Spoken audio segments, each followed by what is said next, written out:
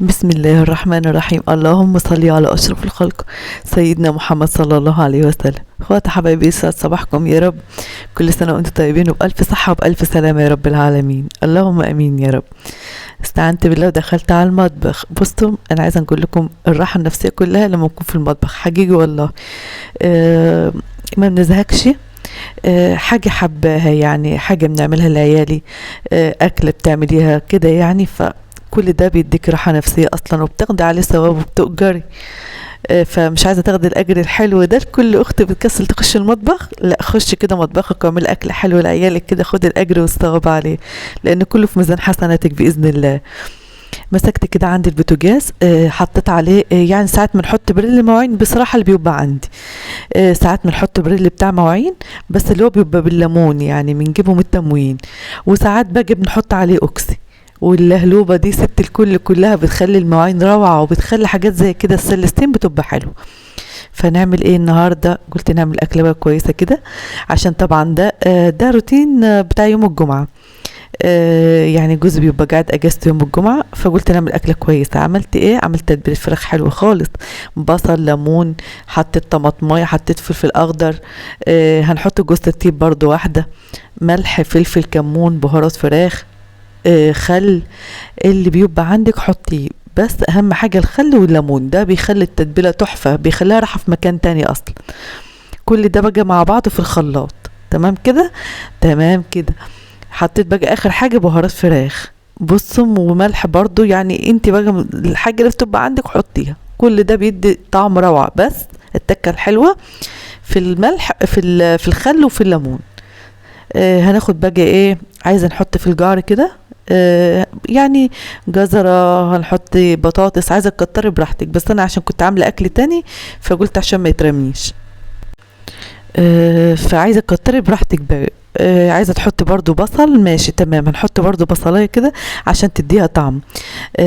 بس انتي حابة تعملي كده ماشي، مش حابة تعملي كده حطي التتبيلة عليها وحطيها على الشبكة اللي في النص.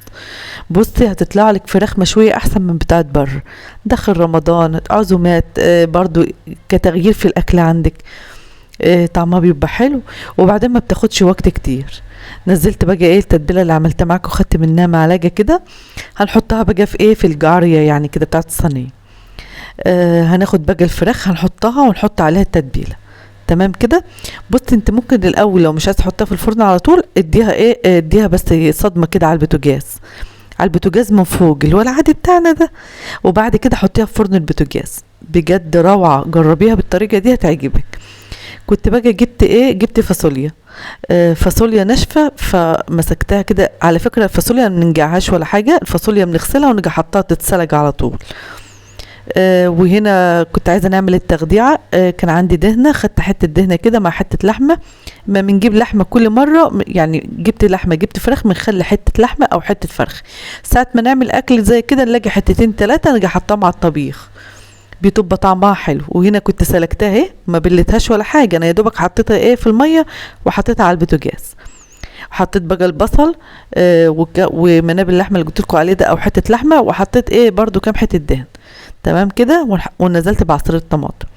كل ما بتجيبي فرخه حوشي حته على جنب، كل ما بتجيبي لحمه او مثلا جايبه اي حاجه فيها دسم شيلي حته على جنب. ساعه ما تيجي تطبخي هتطلعي كل ده، بيدي طعم حلو خالص. كده بقى الفراخ كنت حطها على البوتاجاز.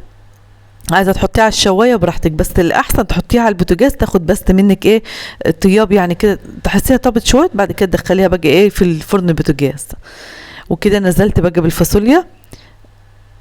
عايزه برضو نقولك الفاصوليا، عارفه ربع كيلو بيعملك حله حلوه زي كده، يعني ده ربع كيلو. خدت بقى الشوربه نزلت بيها، هنحط مكعب دجاج، هنحط بقى فلفل اسمر، ملح، فلفل ملح، كمون، عشان يديكي طعم حلو، كتر من الفلفل الاسمر شويه.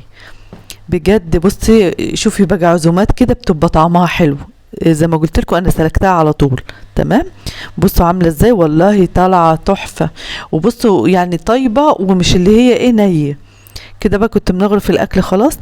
بصوا انت لو هتعملي الحاجات دي في بيتك احسن من اكل بره مليون مره.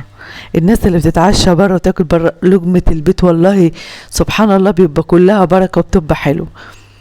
كده بقى خدت الشوربه. يعني ساعات بقى احنا بنعمله ايه بالعيش الشمس، عندنا بنعمل اللي هي الفت.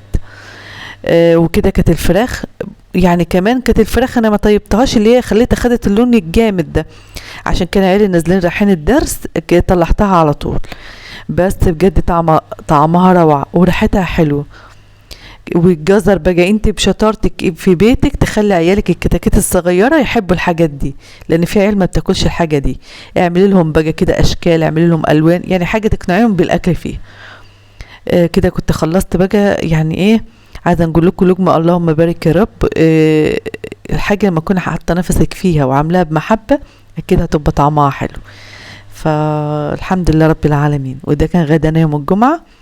ان شاء الله كده رمضان داخل علينا، يجعل شهر خير وبركه ورحمه علينا وعلى المسلمين يا رب، اللهم امين. وده كده كان الغدا بتاعنا.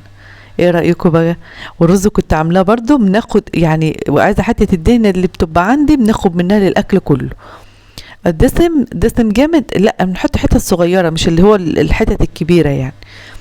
وادي البطاطس اهي بصوا طالعه بالواحده، وادي الجزر اهوت. عايزه نقول لكم يعني اكله كانت حلوه خالص، جربيها وان شاء الله تعجبك بالكلام ده. كنت خلصت بقى، دخلت على المواعين. عايزه نقول لكل اخت، عارفه انت اليوم اللي جوزك يبقى قاعد فيه زي حالاتي كده مثلا مره في الاسبوع، يعني هو بيبقى في شغله طول النهار ما بيجيش الا بالليل، اليوم يبقى اجازته يوم الجمعه. بصي الحاجه اللي انت ما بتعملهاش طول الاسبوع اعملها في اليوم اللي هو قاعد فيه. عارفه انت اللي هو اللقمه اللي بتبقى حلوه كده بطعم حلو مخترعي.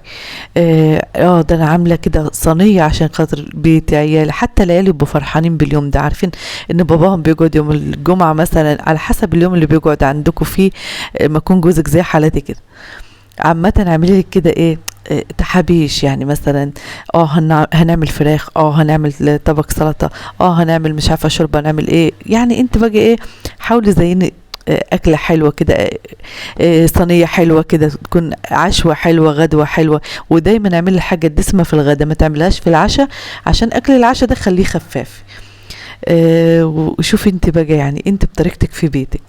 خلي مثلا كده اللي هو البيت يبقى بسم الله ما شاء الله في حاجة حلوة في الأسبوع، إن جوزك قاعد، أنت حسسي عيالك بكده.